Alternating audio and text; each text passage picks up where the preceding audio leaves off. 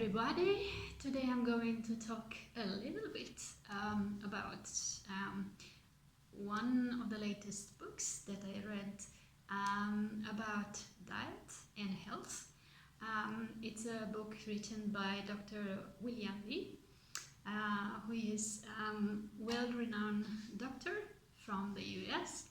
And he has written several books. He has discovered several medicines. He works against cancer, among other things. He is a well-renowned author of the book Eat to Beat Your Disease, but which I can summarize another time if you're interested. But today I'm going to talk about one of his latest books, if not the latest, which is called Eat to Beat Your Diet. So actually this book builds upon the previous book, Eat to Beat Your Disease, where Dr. William is describing the 5 defense systems that we have at our disposal when we fight diseases, and that probably most of us know about at least one of these systems, which is the immunity system.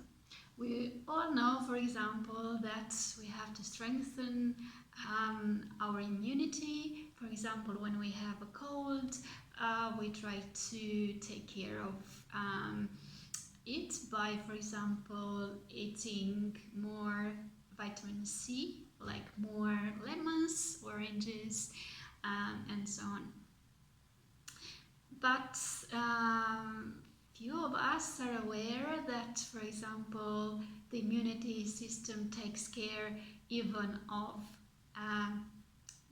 more serious diseases than the flus, the normal regular flus and colds.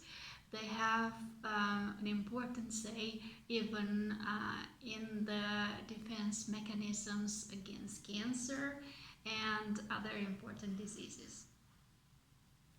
So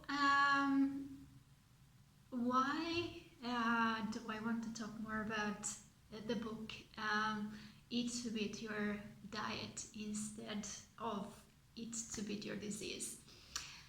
Well, I think I found something very interesting in this book, and a kind of new idea about the fact that we shouldn't think so much about that we have to eat to beat a disease, but we shouldn't diet. We shouldn't eat because we want to diet, but instead we should incorporate a healthy eating healthy foods on a daily basis. Either we are sick or we are not sick. And why is that? Okay, it's not only because we want to fight disease, but I think it's because we want to have more energy, we want to live longer, we want to be of a healthy weight, we want to be more resilient, to be able to do more things. And this is important as, for example, as we age, something that I wasn't aware of, for example, that as we age, we start losing certain, not certain capabilities, but our body changes. And it's not only because of the fact that we age, but as we mature and transition from say young adulthood into maturity, we stop doing the things that we used to do when we are young.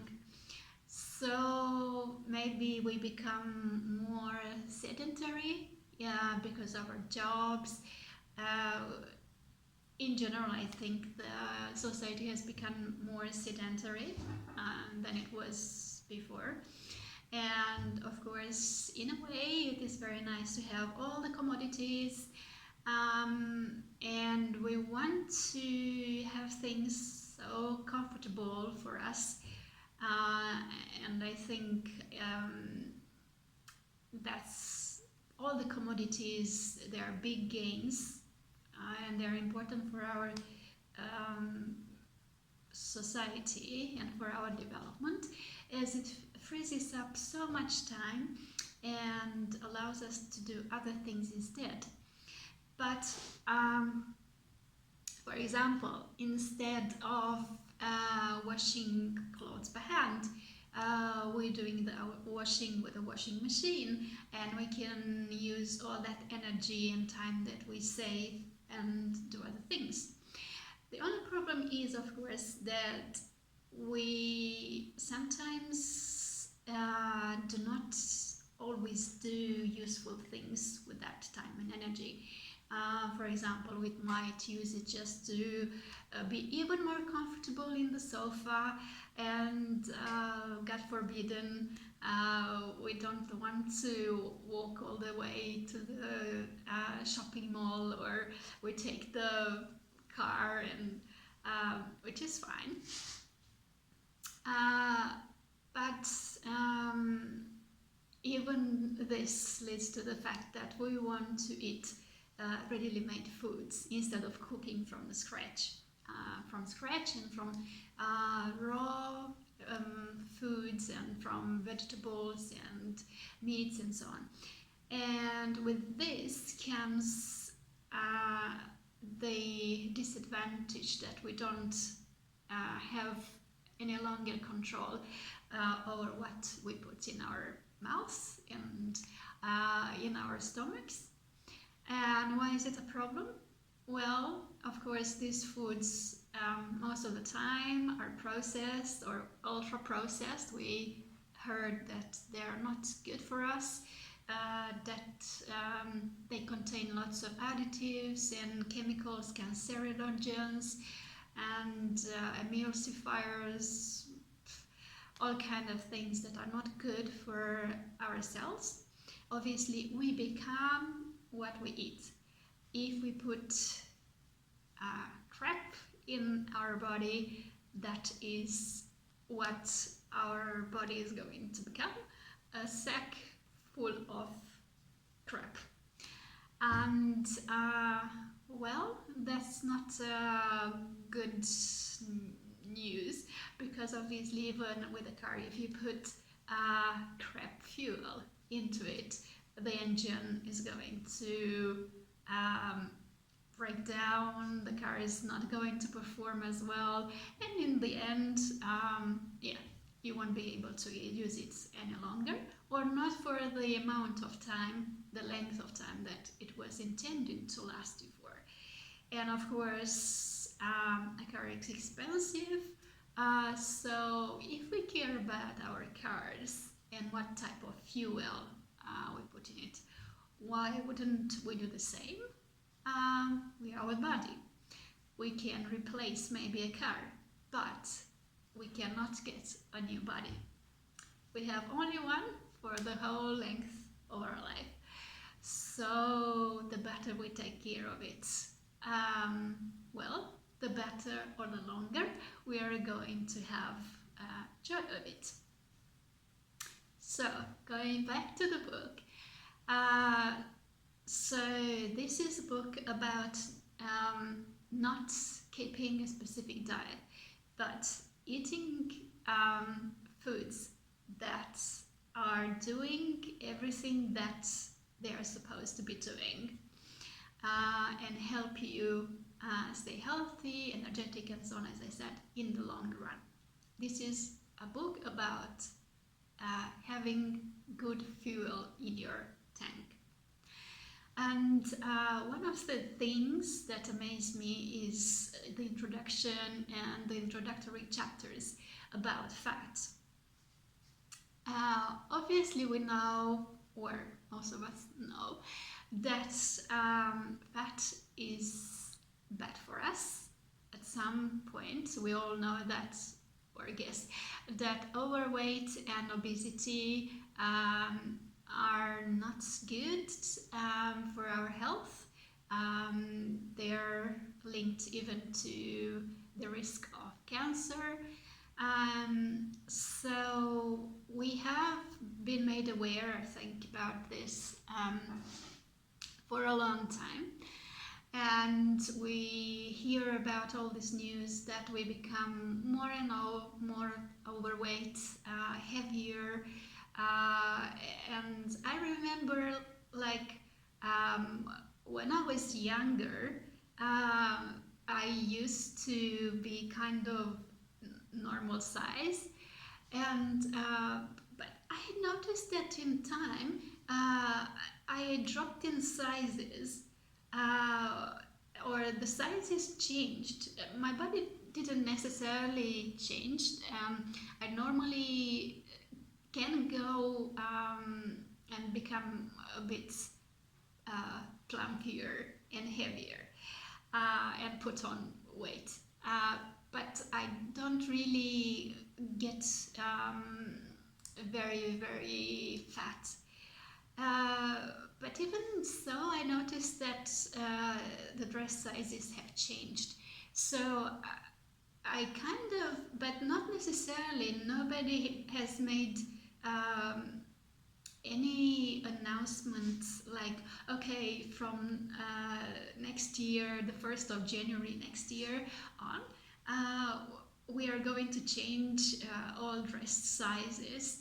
So just to adapt them to the fact that the population has become bigger and bigger, and the proportions of the people nowadays are much bigger.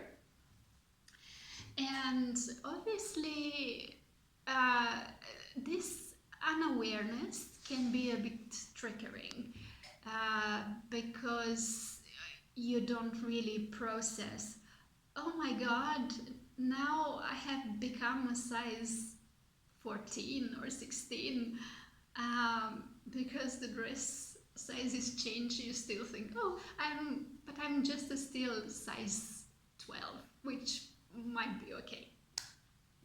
On the other hand, there is a huge pressure in the society to stay small. And we try to diet, we try to fit into skinny jeans, and that's not entirely healthy either. So how can we do that, or what can we think, in what way can we think about our size and our fat, or our body shape? So to make sure that we stay somewhere in the middle, not being too fat or not too skinny, and so on.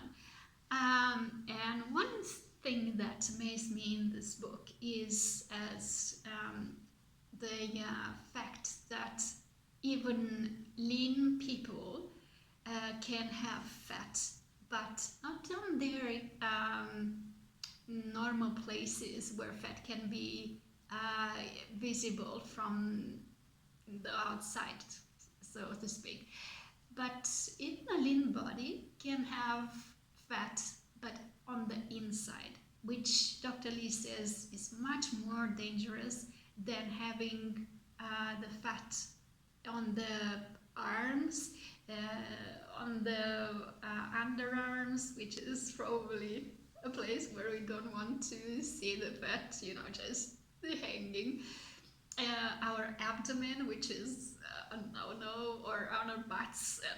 And although this changes now, because with the Kardashians it's pretty fashionable to have like a kind of different shape of your curves to be in a different place, and some people even pay heavy money just to have a shapier bottom, and that is not, I think, so healthy either. And the discussion about uh, what we do to our body and to which length we just disregard the fact that it is biological body is not something, a bag of plastic where you can just squeeze in more plastics, more substances, more things, and just shape it as you want. I think, in a way, again, we have to think about maybe and be a little bit Buddhistic about this topic as well, and adopt the middle way. Buddha always says, don't go through the extremes, just keep things nicely and just be somewhere in the middle way. So we do have control over our bodies, and it is true that we can shape it. So, but the degree to which we shape it and the methods we use, I think there must be kept to this kind of middle way. In Sweden, people use a concept called lagom, which means it's similar to the middle way concept used by Buddhists. It kind of means enough, not too much, not too little. I just want enough, just the right quantity or number. So this idea means, okay, we have control, we can control our bodies, the shapes, but we shouldn't go to the lengths and put in it some kind of crazy stuff just because I can be of whatever shape I want to be. I want to have boobs the size of a pumpkin, or a bottom, I don't know, uplifted to the sky, or this is a bit, coloring your hair blue is one way of also expressing yourself, but I think when it starts becoming a bit more invasive, starting cutting yourself and putting up things and it's a bit injecting things unnecessarily. I think it's a bit extreme. So the book says eat to beat your diet. So you don't have to diet.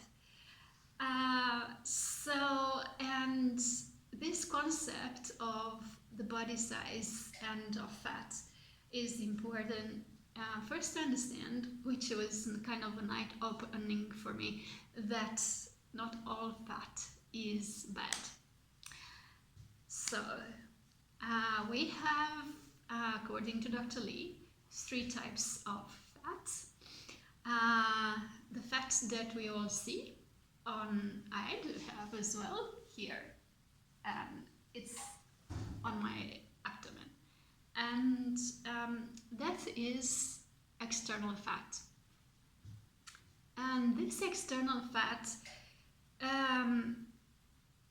is useful to some degree. So actually we have to have about 10% of our body weight has to be made of fat. And why is that? Because fat performs certain functions.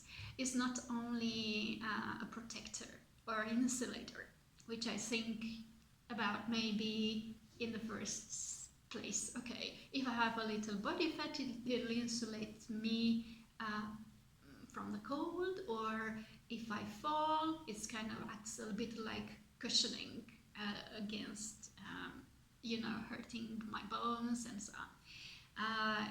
What I didn't know is that also fat produces hormones, which are beneficial. And what happens though is that if we put on too much fat, more than 10% of our body weight. And by the way, less than 10%, especially when we start talking about 5%, that is too little fat. So basically, the fat that we have cannot produce the amount of hormones and other things that our body needs to function. And I just learned from Natalie that our body also produces, the fats in our body also produces and helps with inflammation